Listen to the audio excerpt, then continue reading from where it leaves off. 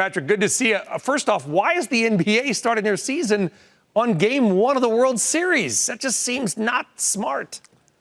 I tell you what, they probably asked the question in reverse, because though I expect the ratings for the World Series to be a little bit higher than the basketball, this basketball season, when you go back to July and August, Brian, I mean, it's been so hyped with all the roster changes. So I think it's going to be very interesting. I feel badly for Fox to some degree, because you have a situation where if you had a Yankees-Dodgers World Series, you would see considerably higher ratings. This year, you're probably going to see ratings average between 12 and 14 million viewers. That's a far cry from what we saw 2 years ago when the Dodgers played the Astros and they had about 19 million viewers. Well, they're probably hoping for L.A., New York. I get it. Dodgers, Yankees, you got the two biggest media markets. But it's a compelling matchup, arguably the best multi-pitcher matchup, maybe not ever, because I don't want to say that, but certainly in 20 years, going back to the Braves when they had Smoltz and Glavine. It's going to be a great series. You don't think it's going to reflect that well in the numbers?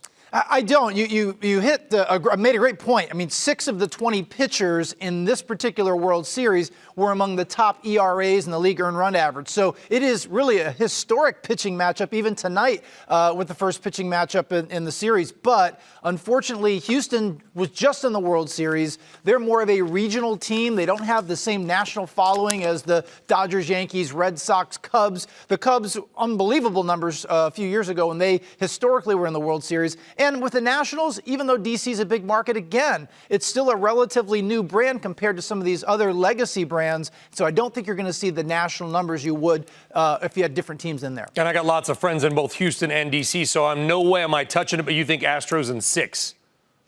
I do. I just think they have too much offense, Astros in 6. All right, basketball. You got LeBron, Kawhi Leonard, Clippers, Lakers. You got a lot of people making big moves. Kevin Durant's now in Brooklyn. Russell Westbrook coming to the Rockets. Go Rockets, by the way. I mean, how compelling are these at least early season personnel change matchups going to be, Patrick? It's very compelling, because the one thing that we've had the last few years, Brian, is the Warriors making the NBA Finals 5 years in a row. There was a 4-year stretch where it was Warriors versus Cavaliers. Well, now we have more uncertainty, and we have more excitement in the sense that you have these players that have switched teams, with Kyrie now being in Brooklyn, as well as Kevin Durant, although he will miss this season. You've got Kawhi in Los Angeles. You've got Anthony Davis joining LeBron James with the Lakers. So I think all these compelling stories. Again, I feel a little bit badly tonight for TNT, because Zion Williamson, the heralded rookie out of Duke, is now going to miss 6 to 8 weeks, and they strategically put him up on the first night against the defending champions in the Toronto Raptors. That's going to be tough. I mean, it's tough on Zion. It's a shame, because he's such an amazing player. I saw him play at Duke. Let's just call it out right now, Patrick. I'm going to call it, and listen, I'm a little bit of a homer. Rockets beat the Bucks in 6 games to win their first NBA title in about 20 years. What say you?